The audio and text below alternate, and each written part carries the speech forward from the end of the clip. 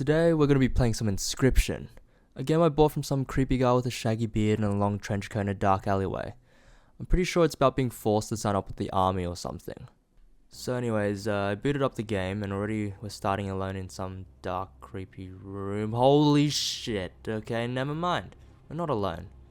It's time to do a tutorial, I guess. So our new friend, who I'll call Dave, taught us how to play his cute little card game with the cute little animals. And it was just so fun and nice, and I couldn't possibly foresee how there could be any type of dark or creepy twist to come out of this. But basically how this all works is that there are animals with stats and a cost, and you have to sacrifice other animals to pay the cost, and you can either choose to draw from your deck at the start or draw a sacrifice. For example, I can play this wolf by sacrificing 2 of my cards to beat Dave and then win the tutorial.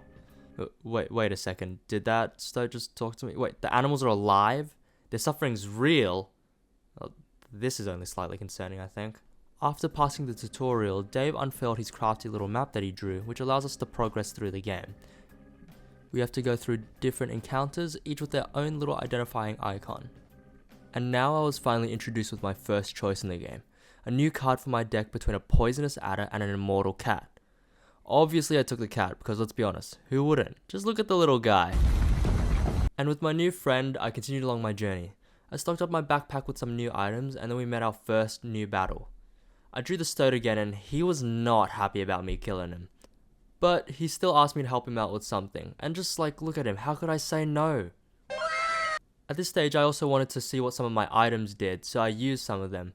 This one gave me a free squirrel, and these pliers, they just, oh my god, did I just rip out my own tooth? What the fuck? Well, why did that give me a point? Anyways, I proceeded to wipe the floor with Dave, and he gave me some extra tokens for it too, which was nice of him, I guess. And then I encountered a new event. Rocks. How exciting. Yeah. So I threw my bird on the rocks and I gave my Stoat the ability to fly, which was pretty sick. Nice. I continued my journey down the path to the next encounter, which couldn't be that much harder with all my strong new cards, right? Wait, what is that thing? What is this, a TikTok thirst trap? Why are all of these wolves flying? This doesn't seem fair at all. Yeah, I got absolutely destroyed by Dave and his army of unstoppable flying dogs, which kinda seemed like cheating, but whatever.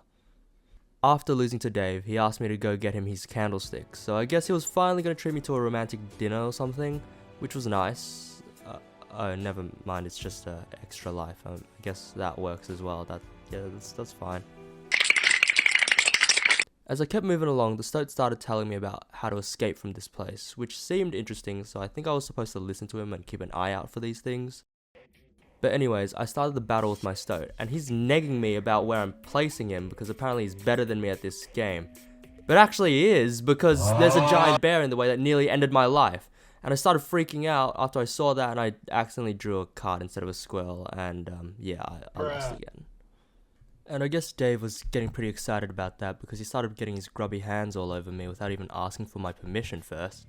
He then proceeded to throw me in his crusty ass sex dungeon and started spewing some weird nonsense before snapping some weird ass pics of me.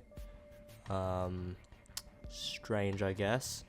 So after dying, I had to start over again this time, and Dave started teaching me about a new mechanic. Bone! Yeah, bones. Which were just another type of cost for your cards. I proceeded to beat Dave once again, and he told me that I was allowed to walk around the cabin as long as I didn't touch anything. So naturally I got up and started touching everything. I found this safe which I tried fiddling with. He had some weird locked cabinet, a little squirrel holding a knife, a gaze that pierced through your very soul akin to that of the void staring back at you whilst you contemplate your temporary and meaningless existence, a little wolf locked in a cage, some candles, a globe, you know, just normal cabin stuff. But other than that, I didn't really find anything all that interesting, so I went back to the game and continued moving along. After beating the next battle, I went back to the safe and used my masterful safe cracking skills to carefully open the vault and retrieve the new card from inside. The Stoat told me that there was a code inside the rulebook, but I still got that neat little stink bug, so that was cool. I also found a key which unlocked the cabinet, which revealed a bunch of puzzles. And after quickly figuring out all the puzzles, I got some new cards and then a weird little squirrel head thing, so I just went back to the game. It was another one of those freaky encounters with a TikTok e-boy lighting and a spooky totem. But in this battle I managed to reunite the stink bug and the stoat, who told me that there was one more friend I had to rescue. And after some difficult battling, Dave tried to offer me his surrender, to which I politely told him to fuck off, as I sent my posse of animals after him and collected some more BONE! After that battle, I met a new encounter who called himself the Trapper, but it was really just Dave with a dollar store Halloween mask, which was weird.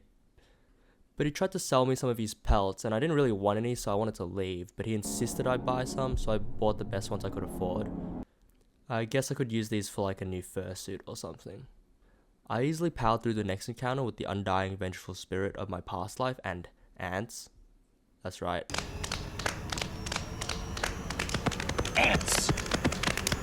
Ants! As I moved on and collected my next reward, I encountered this beautiful goat. It obviously needed a name, and a really good one befitting of him. And you know, something in his eyes just told me that he was an artist. And he had this mysterious aura around him. He was kind of like Banksy in a way, but like the goat version. Maybe something like Goatsy. With Goatsy in my deck now, I moved on to the first boss battle, the Prospector. The stoat tells me the mule is the key to being the Prospector, so I rightfully slaughter it with my wolf, and it gives me with a handful of neat cards. I then use the cards the mule gave me to take out the Prospector's first life with a huge attack, but then he turns all of my cards into useless lumps of gold, which actually turned out it wasn't that big of a deal because all of his animals quickly cleared out the gold and then I swarmed him again with my ants. Finishing him off with that huge attack earned me a ton of bones in the process. BONE! Okay, I'll stop doing that. I then got to choose my first rare card and quickly moved on to the second area, making my way through pretty easily with little to no difficulty. Along the way, I met the Trapper again, and this time I had enough bones to buy a sick golden pelt. This was literally about to be the most fire fursuit ever.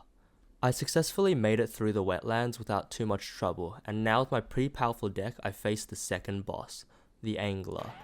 Since it was my first time facing him, I took things slowly as I didn't want something similar to all my cards turning into gold to happen again.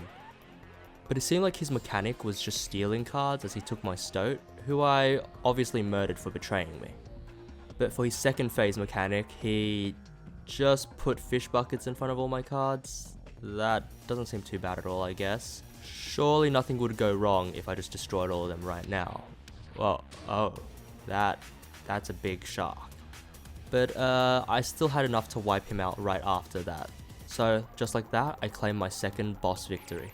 Beating the Angler, I claimed for myself a pretty balanced 4 cost 7/7 as my reward, and I headed on to the third area. I managed to get through the snowy forest pretty fine, not really struggling with anything that much. Along the way though, I encountered a weird little cave guy who offered me a card. I also traded my golden pelt for a mole man, and I created an extra angry yeti. I was ready for the third boss, who was the Trapper. Well, I thought we were friends. I even gave you all my money for a golden pelt. Anyways, the Trapper fight seemed like it would be pretty tough, seeing as he had little robot frogs that couldn't be bypassed and traps that insta-killed my creatures. I was struggling to figure out how I was supposed to beat him, as all of my guys were being crunched in half and I only had a handful of useless pelts. Still, I somehow managed to barely scrape by the first stage by sacrificing my pelt and using up some of my items. But surely stage 2 couldn't be that much harder, right? Oh my god. That is just an impenetrable wall of bears. So yeah, I got absolutely fucked. I guess to the back rooms I go.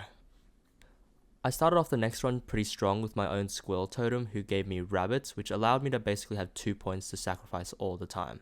I had also found the cat again, which just meant I had unlimited fodder in my deck now, and this let me spam out my most powerful creatures constantly. Now let me tell you about this next card I found, the Ouroboros. This card was insanely strong. It got permanently stronger each time it died, so with the setup I had at the moment, I was able to summon it and sacrifice it repeatedly, allowing me to build up this huge monster. With this combo, I was easily sweeping through encounters and I was hoarding loads of bones. I said I wasn't going to do it anymore. BONE! On this run, I'd also met the Mycologist, who stitches your duplicate cards together into one powerful abomination. I now had a monstrosity of a bullfrog and an unstoppable Ouroboros combo. With these two insanely powerful cards, I was ready to absolutely fly through the next stages with ease. There was quite literally nothing that could stop me now. Wow, I did not see that coming. Yeah, I was binned by the Angler. Not only did I not manage to draw either of my strong cards, I just didn't have enough fodder to stall the game long enough for me to find something, so the sharks just ran a train on me. Moving along to the next run, I unlocked a special dagger before starting. I was hoping this item would be useful enough to help me get through those tricky stages. The run started off pretty standard and I slowly made my way through the map win by win. But once I had gotten to the Prospector, I landed myself in a bit of a sticky situation, so I decided to use the dagger and... Wait a sec, why is it pointing towards my face? Well, what's going... Oh my god, what the hell? Why am I mutilating my own face? What the fuck? So yeah, I gouged out my eye for some points, and now I can't see half the screen, but after that, the Prospector went down pretty easily, and I even got a new eye out of it, so it was fine anyways. I chose the magical glowing one because I thought it would give me powers, but instead I just ended up on an acid trip and started hallucinating words telling me to check the cuckoo clock. So obviously I did. I ended up finding the third talking card, and there was also a film roll because I guess maybe he was an artiste. With the third and final talking card in my possession, the plan was in motion, so we continued to progress through the map slowly. We easily managed to defeat the angler by using his own hook against him to steal a shark for the finishing blow. We even breezed through the snowy forest, reuniting with the Ouroboros along the way too, and now we just have to beat the trapper to get things into motion. With Casey's spirit, we were able to bypass the traps and get our Ouroboros to finish the first phase of the trapper. Dave then flips his dollar store mask upside down and becomes the trader because apparently they were the same person this whole time, I guess. And now I have to trade my pelts to swap with his army of buffed up beasts. But unfortunately the trader was still too strong this time and we didn't even stand a chance. So we were sent back to the dungeon. Although I've been consistently beat down inches away from the finish line, I knew that this run, this time, it was the one. I managed to start the game with Immortal Squirrels, giving me an infinite source of sacrifices. I swiftly made it to the Prospector and beat him with ease, acquiring a mole man who would be pivotal to my defense.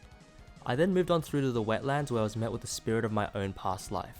With my infinite source of squirrels, my beefy mole man to face tank everything, and my own vengeful spirit, we breezed through the wetlands like it was child's play. The angler also posed no threat as we rushed him down in the first phase and then once again used his own sharks against him to finish off the second phase. This was light work. We even managed to get an Ouroboros as our rare reward, and let me tell you, things were just going perfectly. Finally again, we arrived in the snowy mountains. And just like the two previous maps, we were able to blow through all the obstacles. We powered up our cards and even picked up a cat along the way to feed to our powerful creatures. Then we came face to face with the trapper again, and hopefully for the last time.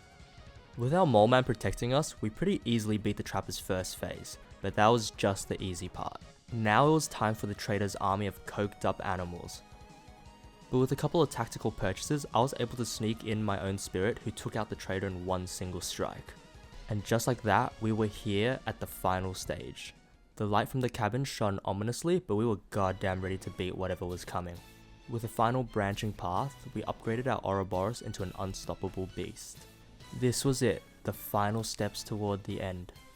All I had to do was successfully earn my boons, and then I could take on whatever final challenge lay ahead of me. I was ready. I chose my trials carefully and earned my boons. We were reunited with Goatsy for the final battle, and we even had the power of the heart of the cards on our side.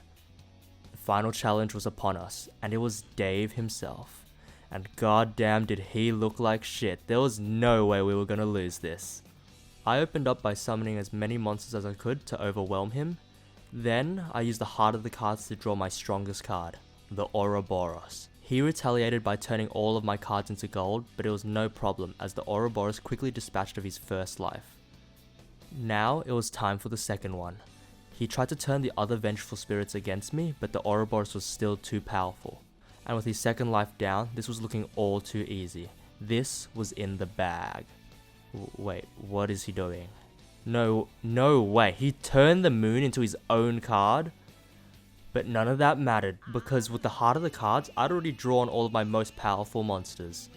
All of the exact cards I needed to defeat him. With my almighty Ouroboros, my impenetrable mole man, and my vengeful spirit of the past life that was literally so rancid it rendered his moon's strength obsolete. With these three cards, I destroyed his moon with ease and I attacked him directly to end the game. And just like that, it was done. Dave was defeated and it was time to celebrate our victory. We trapped him in his own device and earned our freedom. It was time for our escape. Finally, it was all over.